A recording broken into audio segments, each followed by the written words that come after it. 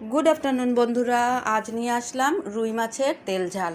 তো তার জন্য লাগছে পেঁয়াজ কুচি, একটু রসুন দিয়েছি, কাঁচা লঙ্কা, হলুদের গুঁড়া, নুন আর লঙ্কার গুঁড়া দেব, আর ধনে গুঁড়ো দিব। আর তার সাথে আমি মিশিয়েছি সর্ষ বাটা।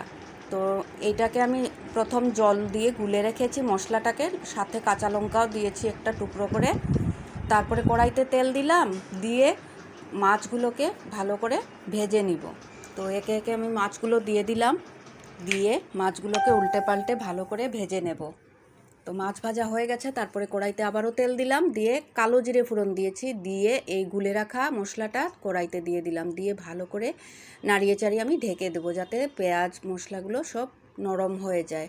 তো ঢাকা উঠিয়ে দেখলাম একটু নাড়িয়ে যে পেঁয়াজগুলো সেদ্ধ আর একটু বাকি আছে, তার জন্য আমি আবারও একটু জল মিলিয়ে দিলাম, দিয়ে আবারও মশলাটাকে